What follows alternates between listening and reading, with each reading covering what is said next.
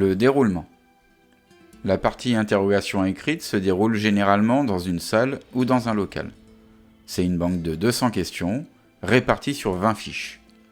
L'inspecteur va vous demander de tirer au sort une fiche parmi les 20.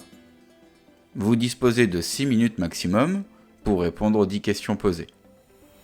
La fiche est individuelle, mais elle peut être organisée collectivement selon le matériel.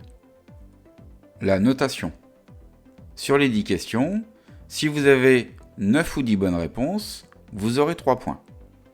7 à 8 bonnes réponses, vous aurez 2 points. 6 bonnes réponses, vous aurez 1 point. 5 bonnes réponses, 0 point. Et moins de 5 bonnes réponses, ça sera la note éliminatoire. Fiche écrite numéro 9. Question numéro 1. Citez un type d'extincteur couramment utilisé pour éteindre une voiture en flammes.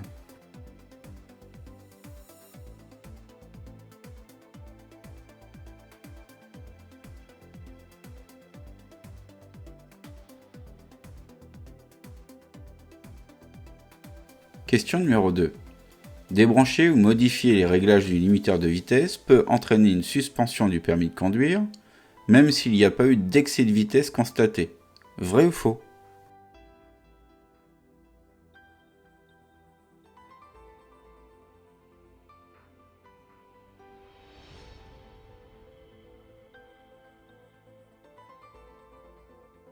Question numéro 3.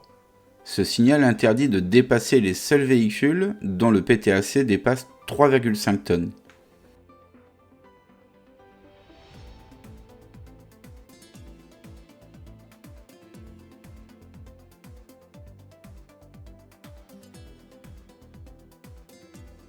Question numéro 4.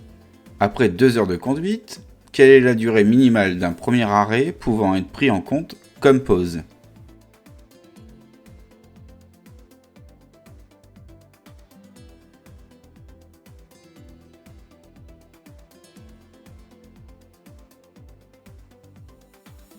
Question numéro 5. L'expression « transport en commun d'enfants » désigne le transport de personnes dont l'âge est inférieur à.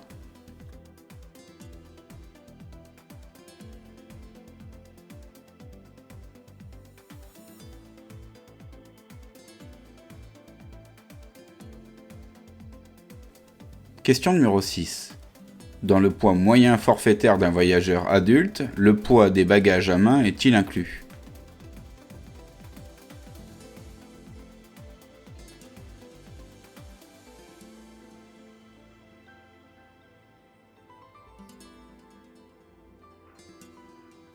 Question numéro 7. En ville, un conducteur d'autocar effectuant une excursion peut-il emprunter une voie réservée aux autobus?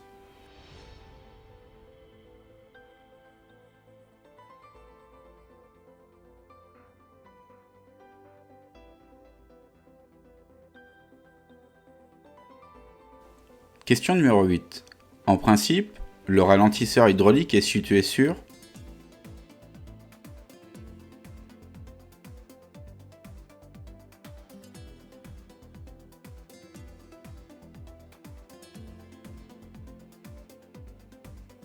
Question numéro 9.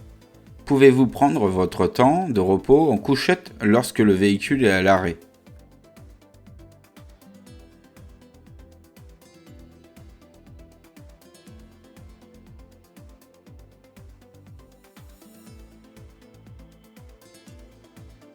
Question numéro 10. Dans un autocar neuf, les passagers doivent-ils obligatoirement attacher la ceinture de sécurité?